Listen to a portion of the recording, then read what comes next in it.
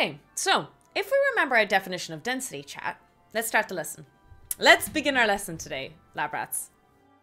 So my goal today is fluid mechanics. We're going to do a bit of density, a bit of barometers, a bit of pressure underwater, a bit of air pressure. Hopefully explain how straws, like if I hold my coffee down, that a lot of the coffee has remained. I let go. I spilled coffee. Explain how that works. And of course, finally get to Pascal's principle. That's the goal for today's stream. Not air resistance, no. So it's a really cool thing. Or sorry, Azir, are you asking? Are you asking because are we going to ignore air resistance today? We're not going to take air resistance into consideration because air pressure has kind of got to do with air. With the Anyways, we'll talk a little bit about it. Now, first things first is we need a little bit of revision of density, the concept of density. Okay, Bambi put her paw back and she's sleeping. Density is equal to mass over volume. Density is, the symbol for it is rho. Sorry, the light is shining ever so slightly on it. Mass divided by volume. So how much an object weighs, and I say the word weight, just a little bit of a premise again. Mass is in kilograms, weight is in force. It's in newtons. So in English we say a flower weighs 1 kilogram, when in reality the proper physics terminology would be its mass is 1 kilogram. If you're asking for its weight, it would be its mass, 1 kilogram, multiplied by gravity, 9.81. So it would be 9.81 newtons would be its weight. But again, I'm going to kind of be a bit fluffy about it. That's what mass means. And volume is the amount we take up in three-dimensional space. So when we say you have a super, super dense star, or super, super dense black hole, or infinite kind of concepts like that, just imagine it's the idea of squishing matter, stuff, into a tiny, tiny, tiny, tiny amount of space. That is why metal is more dense than fluff. So if I had Bunny Floof, if I pulled some of her floof from her bum because she's shedding so much, if I grabbed some of her floof from her bum and I got a piece of metal right here. Can't grab metal. There you go, my ultrasonic sensor, grab metal, right? Their volumes could be the exact same, right? The amount of space they both take up. But their densities are going to be different. First of all, because their masses are different as well. But their densities are going to be different, even if they take up the same amount of space. Metal is a lot more dense. We can squish atoms, more atoms in there than we can with the fluff, because the fluff is fluffy. You could squish the fluff down. That's a possibility as well. But that's kind of the premise of density, or side distraction over. There is a terminology we use with liquids usually, or, well, no, not even liquids. With things, we use something called specific gravity. And what it is it is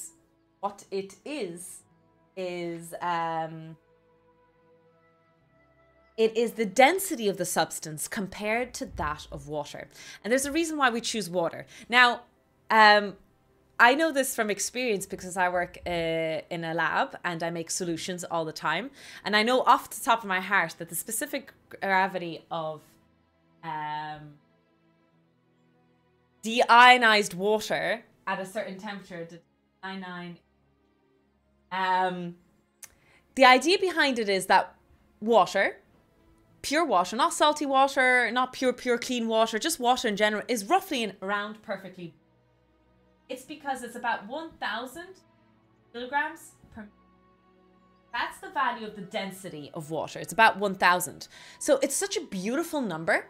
And also we love to talk about things floating or sinking in water, that we use the term specific gravity to be a ratio number when we compare it to water. So let's talk about this. If I compare the density of something to water, and I say its specific gravity is 2.6, it means that it is 2.6 times more dense than water. If it's more dense than water, it means that it will sink. If its specific gravity is less than that of water, let's say 0.6, it's less than the water, which means it will float. We do tend to use this value when we work in most labs. We love to compare it to water. The specific value, I think, is like a certain kind of water at 4 degrees Celsius, because obviously temperature affects density, mass, volume, all that kind of stuff. So we do have usually a temperature, pressure, standard pressure kind of parameters associated with. But the change is ever so slight. For us, general human beings, we don't really care about that. We'll just say it's roughly 1,000 kilograms per meters cubed. Because if we keep referring to things with that kind of density value, 3,625 kilograms per meter cubed. If I plaster that on a material that I'm selling, majority of the population wouldn't understand that. However, if I were to say, oh, it's 2.6 times more dense than water, you know that, or its specific gravity is 2.6, you know that it will quite very, very much so sink in water. While if I say it's 0.6, it'll float. And 1 is that ratio number. 1 is the cutoff point. Higher than 1 sinks in water. Lower than 1 floats in water. And you can even determine the percentage of it that floats in water. But it's kind of like a quick number, a quick value to get your brain working, to get your brain understanding. Does that make sense, chat? Are we starting on a good ground? Do we understand what specific gravity means? It's kind of, what's the word? Not delusional, that's the wrong word. It's kind of misleading because it sounds like you're talking about specific specific gravity in a certain area, specific gravity in a weird anomaly situation. There's, you know, a weird terminology. Only water has the same density? No, other material could have the same density. Pigeon, absolutely. There could be something that has the exact same density. Because ultimately, I mean, it might be very, very hard to find something exactly the same, but it depends how exact you want something to be.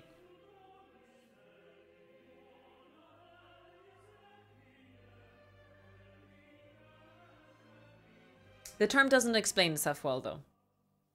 Okay, so we have covered the first thing. A mixture would let you dial in pretty close. Let me get my window clean.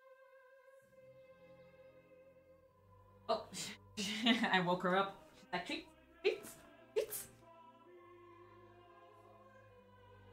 You want me to spray water on you?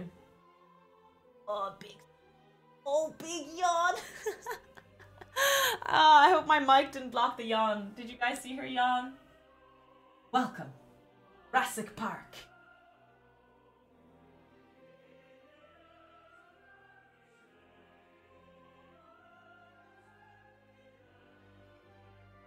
Same, Bunzo, same.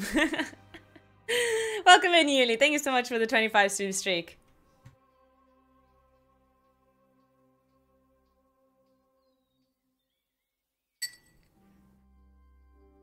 So, the first part of the lesson, done. We covered very quickly what density is again, and we talked about the term specific gravity. Now, what we should mention is the idea of pressure. So, pressure is equal to force over, okay? That's Newton. In terms of units, that's Newton meter squared. And usually in Pascal, usually the units we use for pressure, the SI unit is something called a Pascal, which is a Newton per meter squared. And to kind of teach you about the idea of pressure, before we go talking about water and fluid, just to highlight that pressure also exists in a physical terminology sense. For example, we've done this calculation before. What would hurt more, a Tyrannosaurus Rex stepping on your foot or tofu in high heels?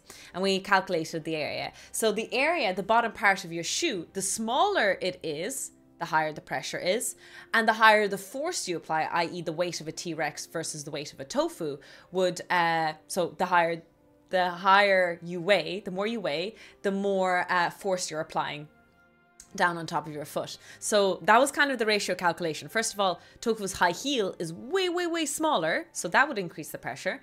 But the opposite is true, that the T-Rex weighs way, way more than a tofu. Don't make jokes about that.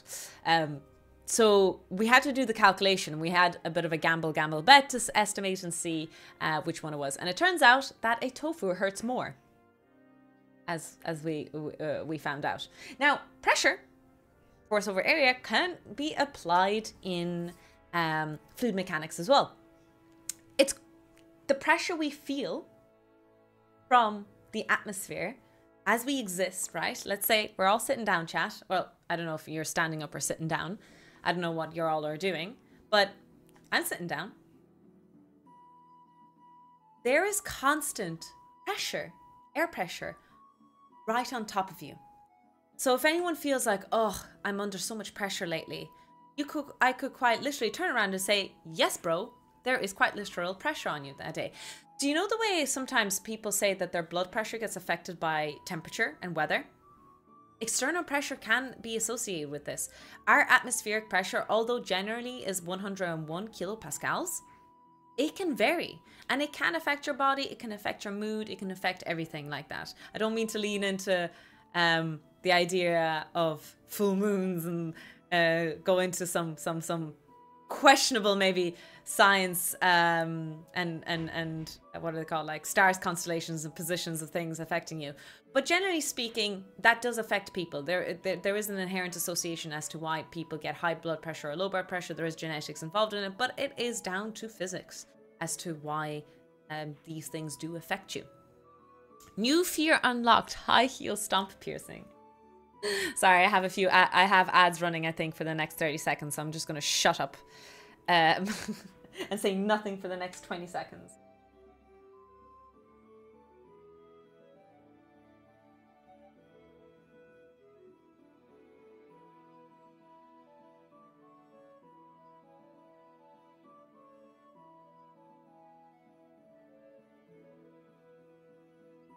Ad break is finished now. Excellent. Moon is somewhat small, less than 1% of the mass of the Earth. Really? Is it less than 1%? Wait, the moon is somewhat... I didn't realize it was that small. This is why some people with things like screws and plates in them know when the weather changes. Sorry, Zero, what do you mean? Is that a figure of speech I'm not understanding? Now, in liquid, in water, when you go diving, let's say I grab a big ass giant test tube. And oh, you guys don't see the test tube. Back here. Let me move the camera ever so slightly. Okay. Just a bit more. Thanks, Nate. Carrot? Oh, yeah. Nate just gave her a carrot top.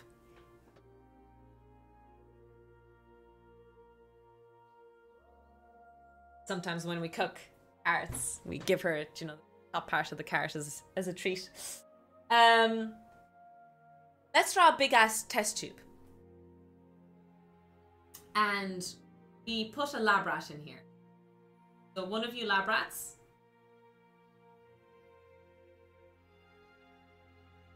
What do you think of my drawing, chat? Isn't that a very good drawing?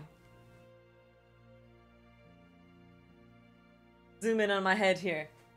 Oh, zoomed in too much. See that? That's you, lab rats. So let's sink a lab rat. Let's throw a lab rat into a giant ass test. Sounds very ethical, questionable right now. For TMI, or not TMI, what's the word? TOS reasons, this is all a thought experiment. We are not drowning anyone. Hi, Mullins. No, you found Pascal. Oh, really, Zier? That's fascinating. Hi, CJ. Hi, Tails. Wobbly. We already assumed a vacuum. So it's not a vacuum. I haven't put you in a vacuum. I've put you into a giant test tube of water. Okay? And will I derive the equation? I mean,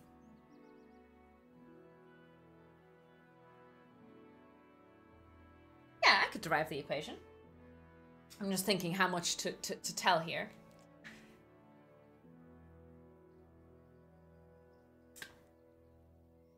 is obviously atmospheric pressure acting on here. That's atmospheric pressure, right? But there's also the pressure now of water that's on top of the lab rat. So however deep down the lab rat goes, there's always going to be pressure on top of the lab rat from the water pressing in on it from above, right? We do need to add that and take it into consideration. But how do we calculate the pressure of water? Well, pressure is equal to force times area, right? Area of the lab rat's head stays. Okay. What is the force? Force is equal to m times g, right? Did I derive it earlier? I didn't. Force is equal to m times g. This is from Newton's law, second law. Force is equal to mass times acceleration, and our acceleration is acceleration due to gravity. Successful fundraising. Yes, for my final day of fundraising, I'm wearing the Zambia t-shirt to raise money for Zambia. We've had loads of generous donations today. The top donor to beat today is Nosnary in the lead with €50. But it does, we do share some common things with Zambia. We do have a lot of green in our flags. Well, a lot is a stretch. So, Ireland is known as the Green Emerald Isle, right?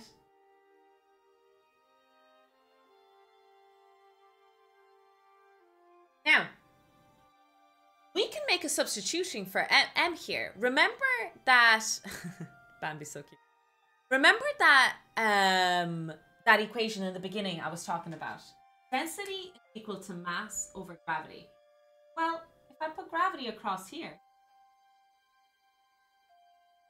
or my substitution correct thing, we can put that in here. Is that what I want?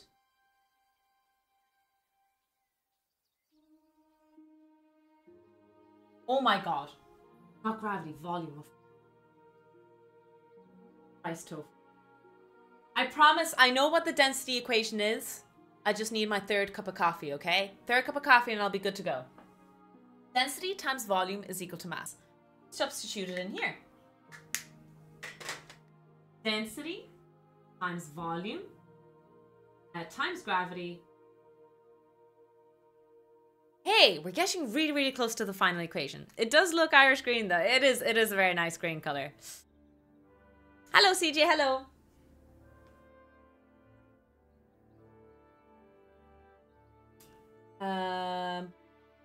Part I want a height in there. Sorry, I don't have the derivation here ready. I thought I could solve this on the spot. I know. Ah, yes. Okay, so let's say we're talking about area being the top of the head of the lab rat, right? We're looking at what the top of the head of the lab rat is feeling.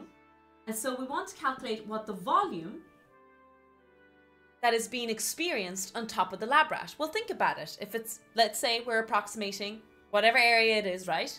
Let's say it's a circle on top of the head of the lab rat, and it has a height associated with it. Hold your horses, that's just a cylinder. Does anyone remember what the equation for a cylinder is? The volume of a cylinder? Because we want to replace that V with the volume of a cylinder equation. 3 coffees in an hour. Oh Jesus, I'll be buzzing. 1 cylinder is equal to 1 cow. 1 cylinder is equal to 1 penguin. Okay, yes, you're right when we're talking about perfect cylinder, but we're actually just going to use the term A instead of pi r squared because it could be any area of a lab rat, right? That's what this A is. It's the area of a lab rat in on top of his head. Whatever that area is, it is the height, the column, times the area, times gravity, all over. Ta-da! Those 2 areas cancel. And so our equation is rho E. Well done, lab rats. We just derived the equation expression for pressure underwater. So all of you crazy cave divers, Don't be going into that little hole that was not made for a man to go through. Just don't do it. But also, don't leave your children okay. In case anyone doesn't know, I do a lot of cave diving accidents, rabbit holes, and it just riles me up every single time. It's one of my fears in life. Anyways, we will be talking about a bit about diving in a second. Now, we have derived the expression P is equal to rho GH. So this means that the pressure that this lab rat is feeling is dependent on the liquid he's in, rho, the density, the gravity, so it depends on what planet he's on, we'll say Earth, 9.81, and the height, how deep he goes. Listen to this now. If we go down 10 meters, our whole thing is multiplied by 10 each time because there's a direct relationship between pressure and height. It does increase a lot. Surely it's worse for free divers. Cave divers' main issue is turning around just before they use. It's 33% of air actually is air. This is how I know this. I know stuff about diving even though I'm not a diver. So divers, cave divers, I don't know if it's free divers, but cave divers have to turn back at 33%. It's the third rule.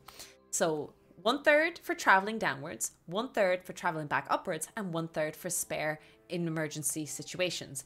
And what will you know about all the freaking accidents that happen in cave diving? What would you know? They don't go back at the 33% mark. Sorry, this is a very big annoying passion of mine. I guess I'm really anxious about all those stuff because my dad's a diver and he stresses me out every time when he tells me his stories. I'm like, yes, this is a Zambian jersey. Chubsy Bubsy, welcome in. Pi times r squared times height.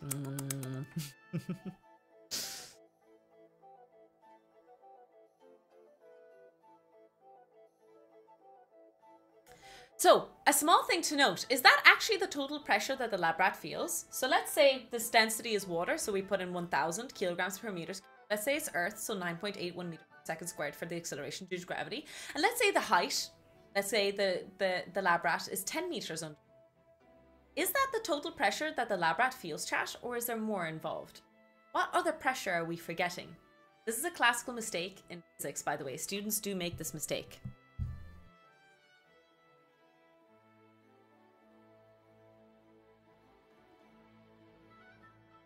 What other pressure are we forgetting?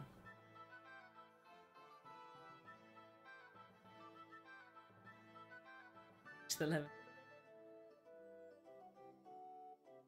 Emotional pressure. Air pressure, exactly. So the air pressure on top. The internal air pressure. Goes in space preserve! The internal air pressure is another thing that's an issue. That is got to do with the bends and shit like that. That's a whole other thing. And it turns out whales feel the bends, by the way. I'll get to that. And I don't know if that might be a side rant, but I'll get to it in a minute.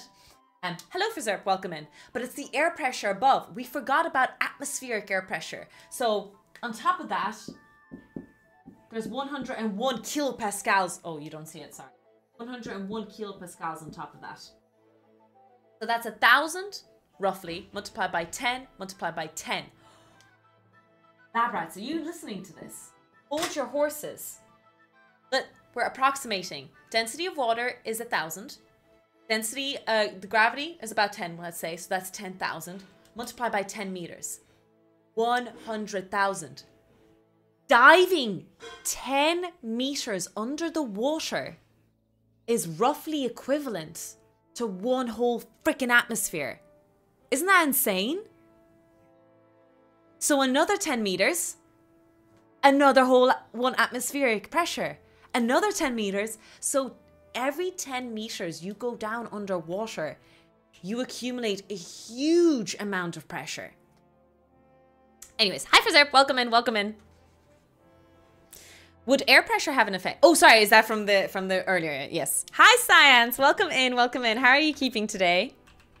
You're here on our final day of our charity fundraiser. Hope you're keeping well. If you guys don't know, Science is obviously, you guys know Science. Science communicator, Twitch ambassador, glorious in all ways, but also does a lot of charity. So we do appreciate other streamers who do a lot of charity runs as well. So really, really kind soul who does a lot of work for raising money for bits and bobs and all the things in between.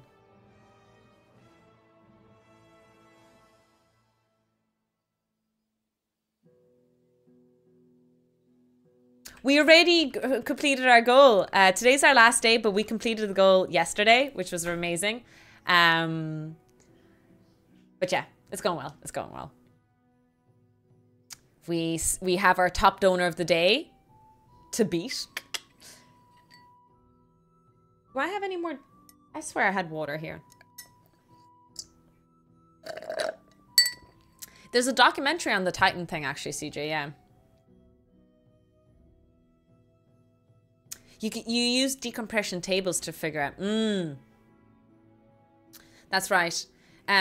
So you do need to. Oh, okay. So like meat's back on the menu, boys.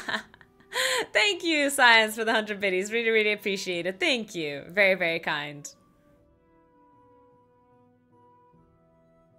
Really appreciate the support. So this has not got to do with and they call it a mine. Air pressure. A mine. Tarek, thank you so much for gifting Science a gift sub. You're very, very kind. Thank you. Tarek, Science, really appreciate the support on the stream. You're very, very good. Where was I going with this? Yes. So, a little story time. So let's sit down very comfortably, chat, and Tofu's going to rant about a story here. And I'm so glad it was Baltrazi who made me do research in this, and now I teach it in my real lectures. So I really appreciate when lab rats come up with their own questions and I get intrigued by it. So yes, another rant incoming. So when divers go in underwater, there's a few things that happen. First of all, a thing that happens when they go underwater and go pretty, pretty deep is Henry's Law. Henry's Law states that as the pressure increases, the concentration increases. Is that how it goes?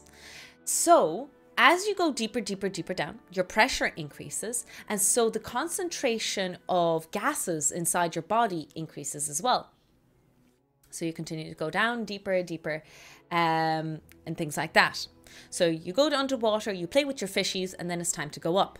So your body has a lot of gases inside of it, oxygen, everything like that. But because you're deep underwater, you have a higher concentration of gas inside your blood flow, inside your system. When you start to begin to rise up, we have a Boyle's Law come in. Boyle's Law states that as the pressure increases, the volume decreases. Or if the volume increases, the pressure decreases. Whatever way you want to get that relationship going. So that means the pressure is decreasing as we're going up physically in the water, which means the volume of the gases in our bloodstream increases.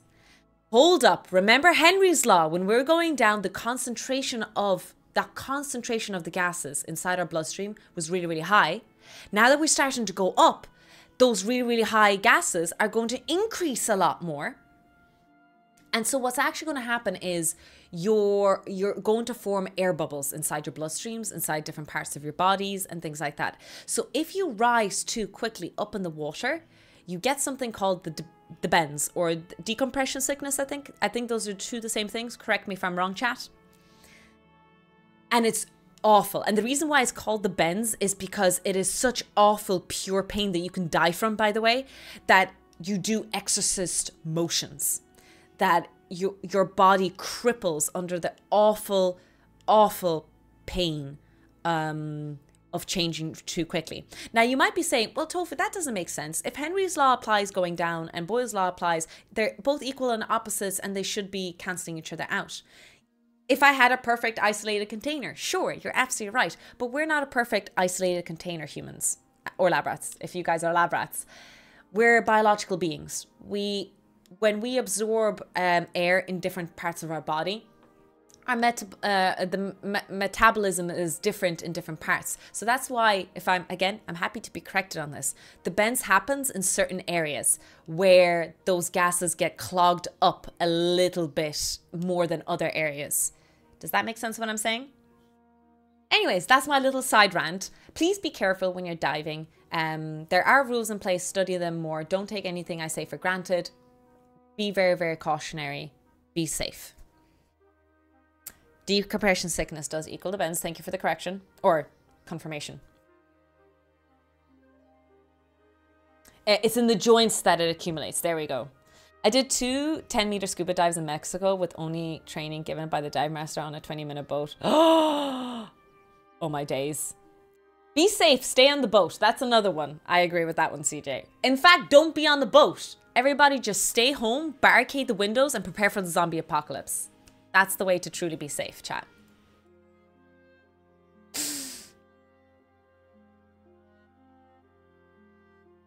Okay, that was not part of my lesson plan, but that is a side rant, and I think it is a really cool side rant. I do teach it all the time to my students. I will jump out of an airplane, but not go scuba. Fuck's sakes. Who's the bald capybara? Oh, by the way, this pressure that the lab rat experiences without taking into consideration atmospheric pressure is called gauge pressure. So I remember I referred to that earlier. Sometimes, I don't know why, I'm actually not sure. Oh my. Sometimes, for some reason, we call it gauge pressure. This pressure specifically. So if we're saying, oh, the diver is experiencing something Pascal of gauge pressure, that's what it's referring to, excluding atmospheric.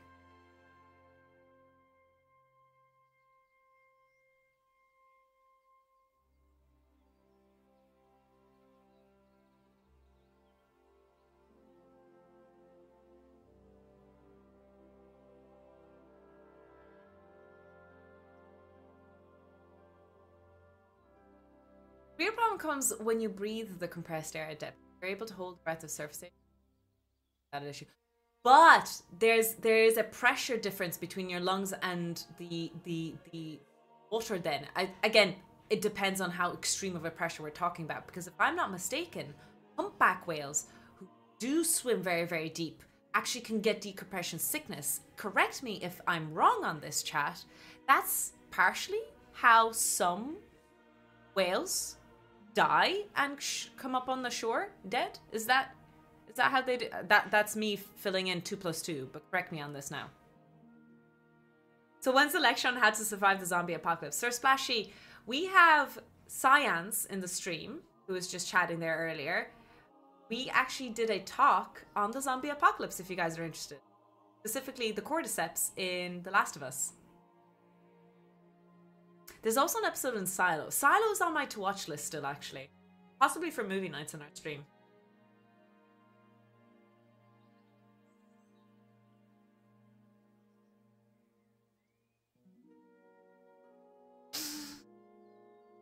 Cutie patootie bunny.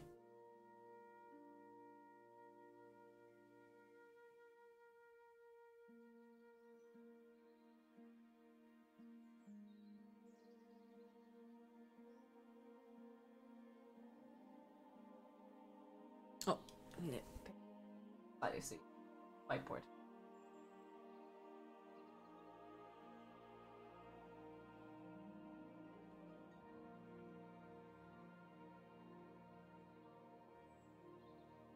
So a little bit of a cleanup is I'm just going to mention quickly gauge pressure, atmospheric pressure, and kind of just definition. So again, gauge pressure, if you're diving underwater and that pressure, depending on the water and the depth you're going into, is called gauge pressure. Atmospheric pressure is the shit that's going up above. So atmospheric pressure can change depending on the weather. I don't know if you guys get news on this. You guys watch weather news. Do you know those little lines? That's usually demonstrating pressure differences as they're moving on the map to show the pressure differences. I don't really pay attention to that stuff, but in case you're interested, that's what it's referring to. And finally, the last definition to cover really quickly is the term absolute temperature, or absolute pressure. Absolute pressure is equal to gauge pressure plus atmospheric pressure. So the absolute pressure that the diver feels underwater about 10 meters down is atmospheric plus the water, which is roughly the same, which is about 200 kilopascals. Isobars, thank you. Thank you for the word. It's an exercise in futility. You're not wrong, Noz. You're not wrong. So, I've actually covered almost everything now that I wanted to. Just one last thing left before we get to Pascal's principle, which is the big conclusion of my lecture today. But depending on the timing, we could play a little bit longer, or we could do a little bit longer. I have some barometers to talk about as well. But before we get there, just to talk about all this pressure now, is I'm gonna show you a little demo. Okay, so as you guys know, if I suck through the straw and I quickly close the nozzle on top, I store coffee in my straw. If I let go, coffee comes out. Now, with everything that I told you about pressure today, do you guys think you can explain in your brain, in your own brain, as to what is happening inside the straw?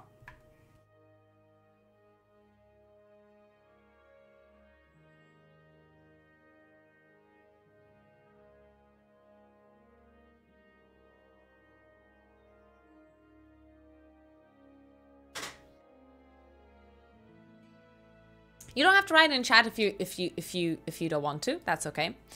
You're creating a vacuum. No, there's no vacuum there. There's still air. There's still air. Kind of. I think you might be hitting it close, Chubsy. Air pressure is changing depending upon the forces. Air pressure goes down. Liquid rises up. Doing the pressure. There's definitely a sentence structure that I could use for all of your statements, chat. The air pressure on either side of the liquid in the straw is even. Almost. One more thing. If they were equal, if the air pressure, let's say this is the liquid. One more statement missing. You guys are very, very close. Basically, if I write all of your comments in the chat now and write a paragraph out of it, we would have gotten the answer. This is the straw. And I seal this with my thumb. Okay? Beautiful thumb. And I've sealed the top with my thumb. What actually happens is that for a little microsecond, if you guys experiment with a straw, you'll always notice, especially if it's see-through, that no matter what you do, always a little bit of liquid will go down initially. Okay. So there's three things to take into consideration here. There is the atmospheric pressure that's pushing upwards here at the bottom of the straw. Pressure. There's the pressure that started at atmospheric when I right before I plugged it in. We'll call it pressure thumb. And there's also the freaking the pressure of the liquid itself. What would it be? It'll be mg based, or rho g v h if we wanted to include it. Hi Halation, welcome in, welcome in. Hi Zik. Very nice, Zik. You're on the money. So we have two pressures going down and one pressure going up. And so to keep the liquid stationary, these two forces on top have to equal down. So what actually happens?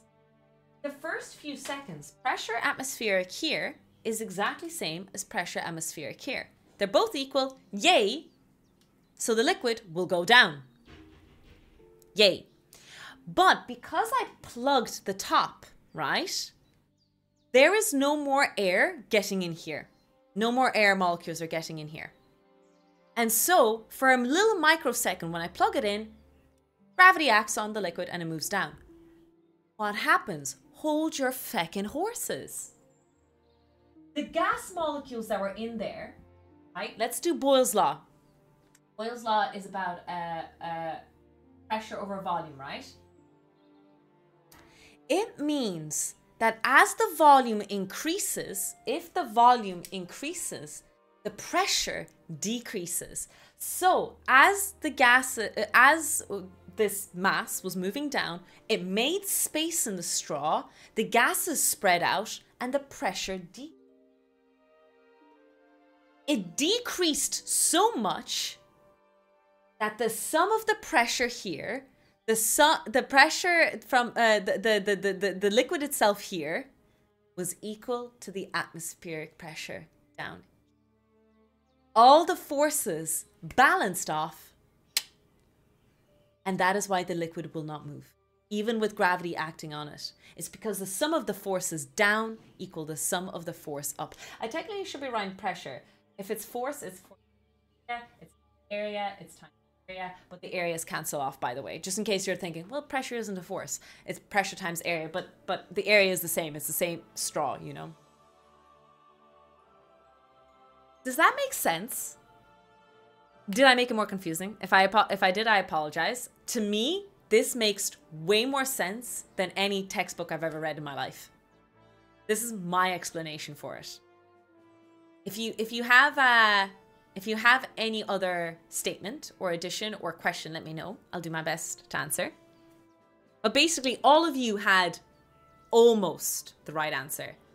But a combination of all of you guys joining together would have been perfect. You should write a text. Oh, thanks, Unadorned. You're so sweet. Until the area overcomes the surface tension of the liquid. There is surface tension at play as well, but generally speaking, we'll be talking about that. Just came up for air after 4 solid hours of stopulation. Exopunk is so good. Here's the thing. I said it yesterday. Oddsparks is literally my kind of game. Well, more like my game. I would, generally speaking, enjoy Oddsparks. And it was a fun game. I liked it. Exopunk, I did not enjoy yesterday. I'm not sure. But for some reason, I fucking want to play Exopunk. I'm a masochist. Like, it's the game I want to play today. So if I go over the hours or something like that, or if we're looking for a game to play, I think that's what I'm going to play. Sorry. It might be the next proper game that I play or something. I don't know. It's so good.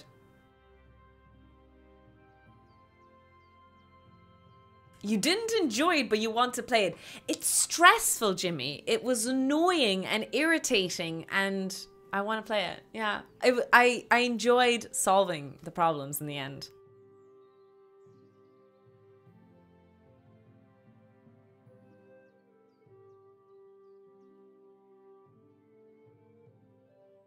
Okay, now that we've covered this lesson, the next part I want to cover is Pascal's principle, which is really cool. If any of you guys are into cars, mechanics, this is really, really applicable to all of you lab rats. But we'll be back in a couple of moments. I just need to take a quick break because I've been streaming for an hour and a half. I'll grab myself a coffee or maybe a cup of tea. Grab a cup of tea. How are we on the charity at the moment? We are at €1,700 and €50. That was a weird sentence, but that is really incredible that we've beaten the goal over 250. The next time we reach 1,800, I spin the wheel again. And the top donor today at the moment is Nosnary at €50, and that is the dono to beat.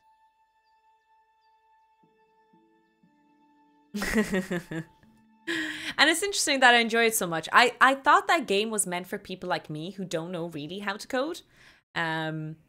But it seems like you lab rats seem to enjoy it, even though a lot of you guys are programmers and you seem to kind of like those games. Anyways, I'm intrigued by it. I definitely want to play it. And there's, I don't know, it's really cool. I feel like I learn a lot. I get angry a lot. I get frustrated a lot. Sounds like my life, to be honest, but you know. All right, I'll be back in a couple of moments. I'll see you. What I might do is I might leave you to babysit Bambi chat, if that's okay. You guys keep an eye on her for a few minutes while I make coffee. Bambi, make sure the lab rats behave, okay?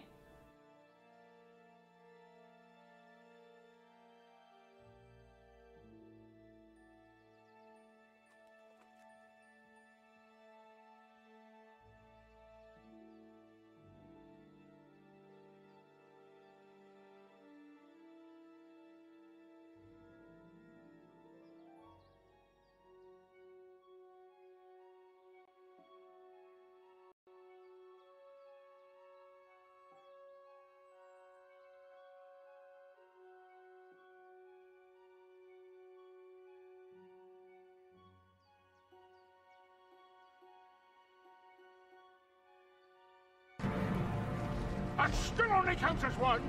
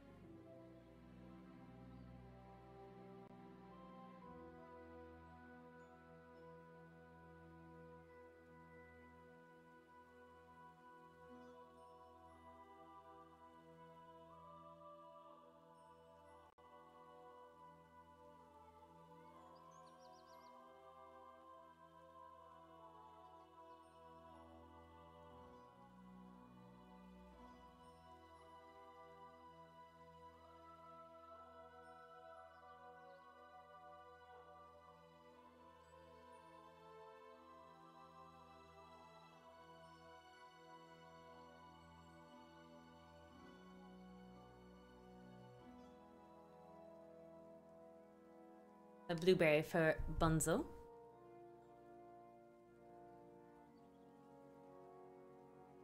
A lot of treats today. Oh. Headset stuck in my ear. Camera back up again. Alright. Hope Bambi behaved. I'm sure she kept an eye on you, chat. Sup? Hi, Bulvo. Hi, Sleepy. Welcome in, everyone.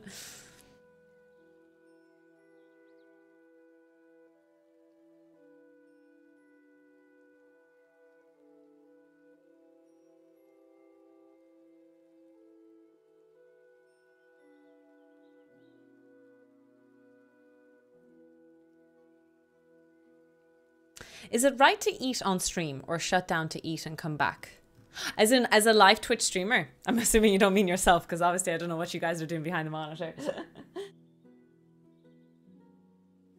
So to each their own. Sometimes, especially when I do some like 12-hour streams and stuff like that, I do snack. But like, let's say I am conscious, because I've done it before and I am conscious of the fact, let's say I'm eating potatoes or crisps and I'm playing the game and I'm munching occasionally. You guys are going to hear it in the mic. And some people don't like the texture of crunchiness. Now, I sometimes quite literally lean in and say, chat, you ready for this? And I open like a can of beer or things like that. So it's some noise effects. But I do know that some people don't like that kind of noise effect and in fact are very opposed to it. Free ASMR, yeah, so I like that stuff. But I know that some people are super sensitive to that. So maybe, here's the thing. If you're going to do it on Twitch stream, go ahead. If people don't like it, they'll jump out. That's it. But ultimately, if you're streaming 6+ hours, let's say even 5+ hours, you're going to need to eat. Absolutely. So me, I tried to stretch it for 6 hours, but I always have a snack. You guys know, I bring cheese strings, blueberries. I have a whole plate of snacks today, chat. And depending on how much you donate today, that's how much I'm going to eat. Don't let a tofu starve. So yeah.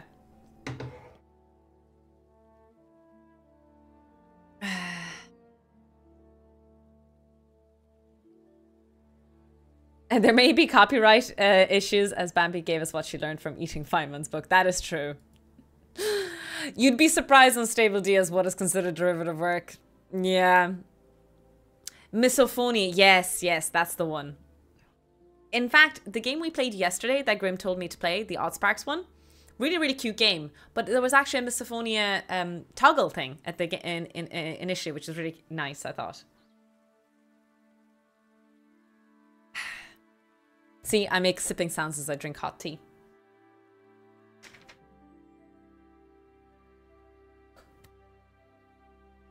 Would making lemonade out of that be cheating? It depends. It depends on your donations. All right.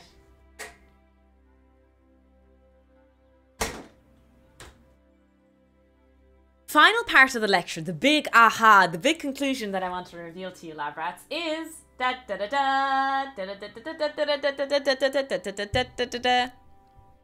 you could add blue cheese. No, I read it. I just didn't read it out.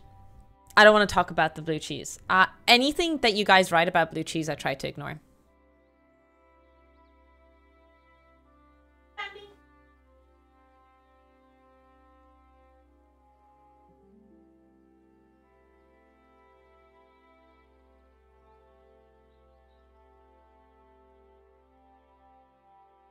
Yes.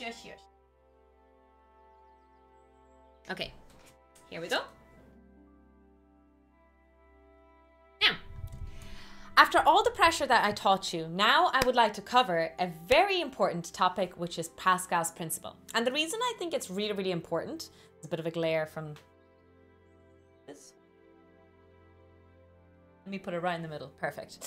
The reason I chose to teach Pascal principle as the big thing is because, first of all, I'm adding it in my lectures, so I'm testing my lesson with you lab rats first. But also because I think it's really, really applicable to majority of the population. So the definition, the wordy definition of it is, if an external pressure is applied to a confined fluid, a pressure at every point in the fluid increases by that amount. Basically, it's kind of like density. The way I kind of think about it. Density is, especially if it's a proper mixture, it's properly mixed up together. It doesn't mean that if I grab water, a big container of water, if I grab water over here and I grab water over here, the densities are going to be the same. You might have grabbed a different mass over volume ratio, but their density value is going to be the same. They're not going to be squished more than another area, okay? They're going to be equal at point. So Pascal's principle states that the pressure, if you exert a pressure at this part of the fluid, the same pressure is going to be exerted in the same little surface area in that little corner of the earth, or in that little corner of the fluid. It's going to be the same. Hi bees, welcome in, welcome in. So let's say I take like a tiny grain. Let me take a lid here, for example. This is the lid of my marker, right? If I say, right, I'm going to apply a force of 20 newtons on this little area of water, this water, right here. If I exert that much force on that area, it's going to be the same force experienced on that area here. But hold your horses.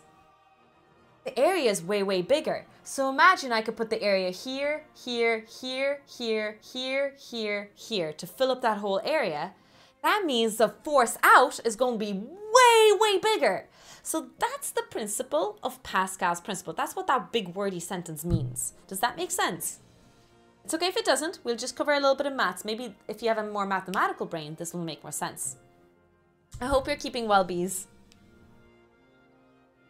Good morning, Professor Tufson chat. So, here we have a, what is this called?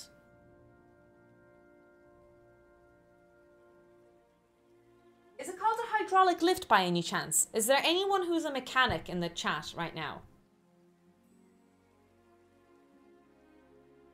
I think I refer to this as a hydraulic lift. Can anyone confirm or deny the rumors I'm spreading? So this is a brake. This is a brake. We'll talk about the brake in a second. But what is this? Yes, it is. Okay, we have one confirmation at least. Sorry, I was only half listening, but isn't that the other way around? Which is the other way around? Sorry.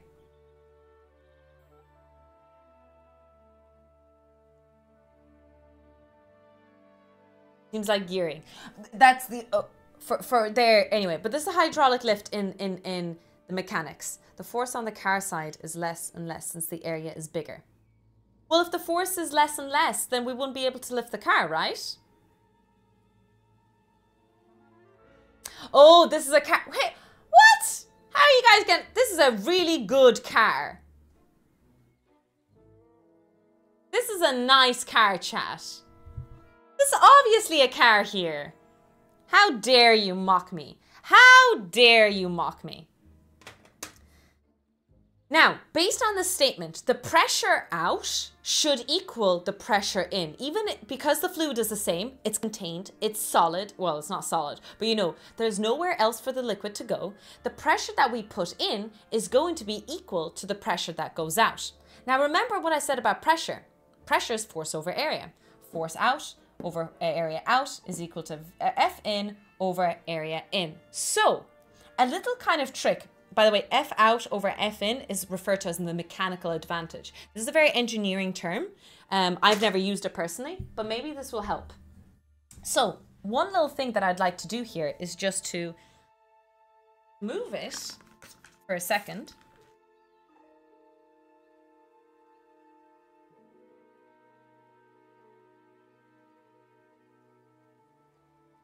Sorry, it needs to dry. Let's rearrange the equation. Let's say I want to find out what could possibly be the force out to work with. So force out is equal to the force in times the area out times the area in. So let's say we need a huge number here. Like the car is heavy as F, right? It's really difficult to get this car to move upwards, right? So it's a super large number. We want a super large number. What do we do to make this a large number? There's a few things we can do. First of all, we can push this super hard down. We could increase the force. That's one of the things that we can do. Another thing that we can do is we could increase the surface area. By making the surface area even bigger and bigger, we could get more force out. Another thing that we could do is make this area smaller.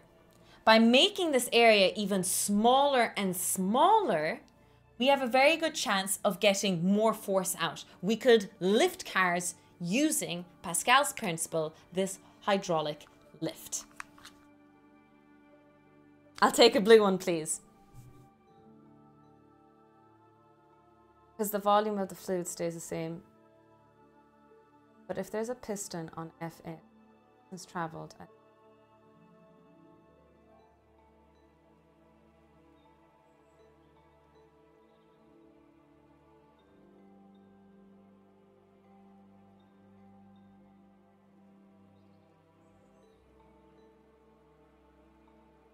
Sorry, Sleepy, I don't understand. Is every part of the area... No, not necessarily, but the force is distributed. The car is distributed on that area. Ow, sorry, I hit the mic, my bad.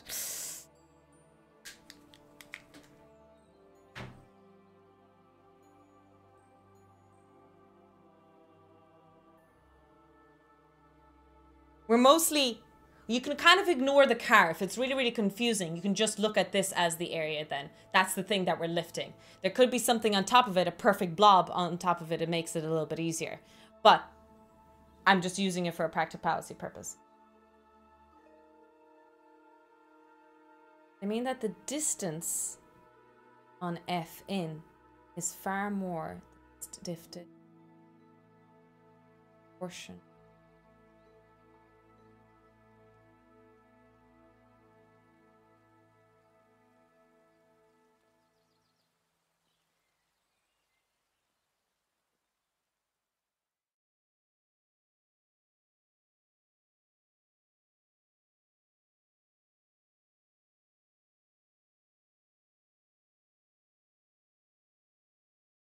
I just had a 1-hour meeting.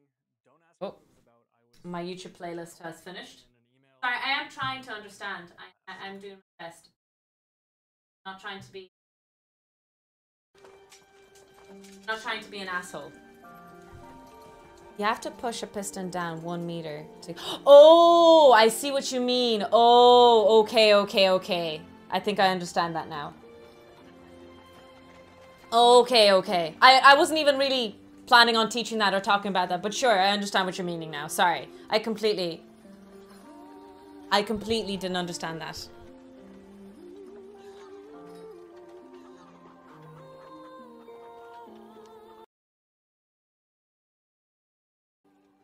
Because of the volume of liquid. Yes, I understand now. If you affect the ratio way too much. I'm assuming there's like a pump or some kind of like long thing that goes all the way down to make this possible. But I understand what you mean, I think, now. Because if you're pushing this a certain if you're going to increase the area more and more here, you're going to you're going to decrease the area here. You need to go deeper down to compensate for the height difference by sheer volume of the liquid that's in there. I even said it worse, to be honest, now that I think about it. That's a really hard sentence to explain. I understand now what you're saying. I apologize. It took me a while to get it. And I explained it even worse. I paraphrased it even worse than you. Sorry, I hope I'm not confusing anyone. Hi, West Banana. Welcome in.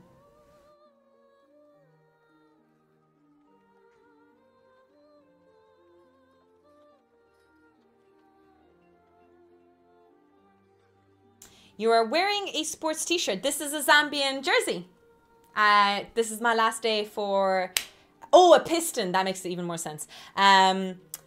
This is my last day of the charity. We're raising money for a water pump. Hey, maybe it was a hint. Actually, water pump is a bit different, but still. But yeah, we're raising money for a library in Zambia, working with the in Zambia, and the charity organization is inspirezambia.ie. It is an Irish charity, run and managed by my sister, by the way. Now, almost done. The last thing I want to kind of hit on is your car brakes work the exact same way. This is your foot, lab rats. This is the brake. Okay, my drawing might not be the best, but this is like the disc schematic of whatever's revolving the thing. So when you put pressure on, this is your force in, right? Your force in is your foot pressing on the brake. The brake liquid, is that what it's called? The brake liquid. You have a surface area in. Usually you try to make it small, but because there's two clamps, you've two clamps, surface area clamping on the disc, you're already doubling the area there. So that is a bigger area out. You're pushing this down, and the hydraulic, the Pascal's principle applies here. Double, with the double area, clamps on either side of the disc and stops it. Brake fluid, there we go. I don't know anything about cars. I'm guessing you guys have to replace that occasionally because leaks can happen. Nothing is perfect. You also don't want air to be there because if there's air in there, air is compressible, right? The idea behind Pascal's principle is that it's a confined fluid, right? It means that you can't really compress it anymore. But if there's air in there, that can be compressed. And so you'll have wasted energy or wasted force on compressing air instead of pressing on an incompressible fluid. You do need to replace brake fluid occasionally. Okay. See, I know stuff. That is why you bleed the... Ah, do you actually? That makes sense. Same way as you bleed your batteries. Oh, not like batteries. Same way you bleed your radiators. I don't know. That's a thing I know. I know that I bleed my radiators to ensure that that is filled with liquid as much as possible instead of air, so that they work more efficiently.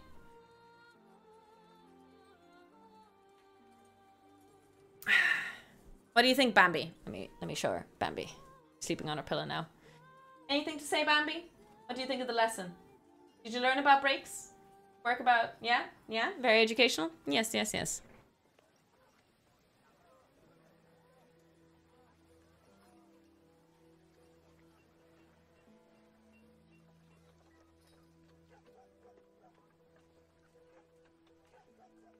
You don't need to replace it if you never look at it. No, please be safe. Please be safe.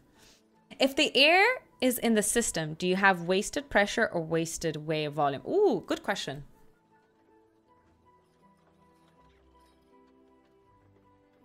What you really have, Zilk, is wasted distance. Does that make sense? To answer your question, you've wasted distance. So let's say you can push your brake up to this angle, right? And it's about, I don't know, something like 10 centimeters.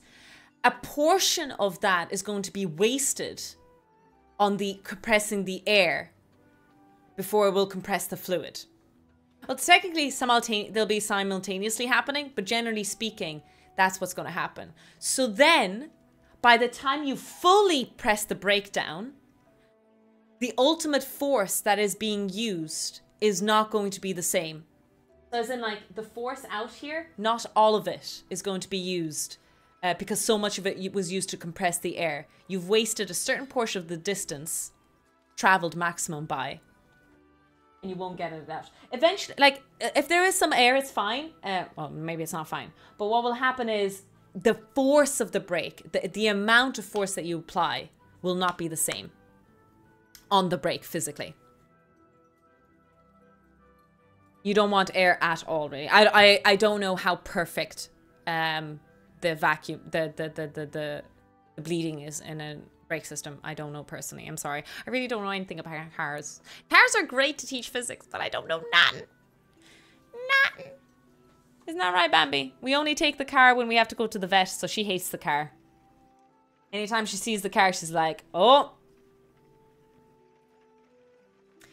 That's why you may bleed, that's right. Can Pascal's principle be explained on a molecular level? Because at the end, it's all water molecules being acted upon and acting on. Yeah, well, it's kind of like movable solid. It's just pushing. All Pascal's principle is, let's say this is just resting on the table. It's me pushing this bottle to push this bottle. And that bottle before that is pushing the other bottle. It's just a train. And it's not perfect. They'll kind of overlap and tumble a little bit. But because they're confined, they're all pushing each other. It's kind of like human beings in a stampede. Is that right to say? That, not sure. But if you apply enough pressure somewhere... Okay, no, stampede is terrible because that's actually a really, really dangerous accident and people don't get out. That's the whole point. Okay, stampede was a terrible example. Let me think about this. Yeah, I'm trying to come up with an analogy, but it's just if you have balls in one area, I love talking about balls when I try to explain anything in physics. If you have balls in one box and there's a little tunnel, if you push or squish the box, the balls will go through that tunnel.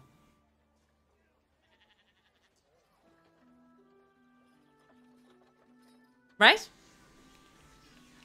Ugh. My nose is itchy. Not to be morbid, but humans are compressive.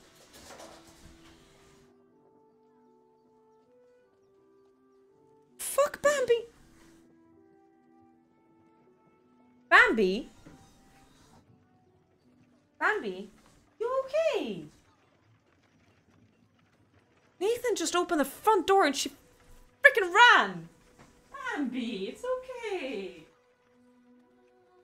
It's just the front door.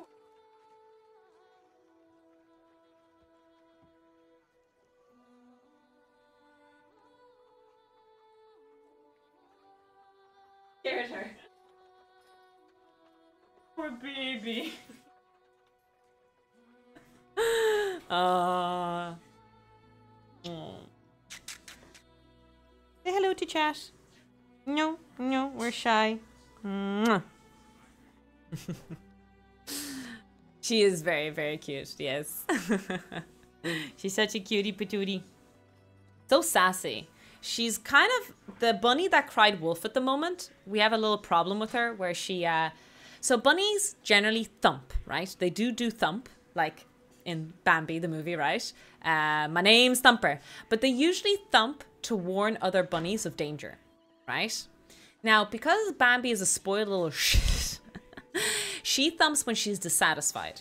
So when she doesn't get enough pets, she thumps you.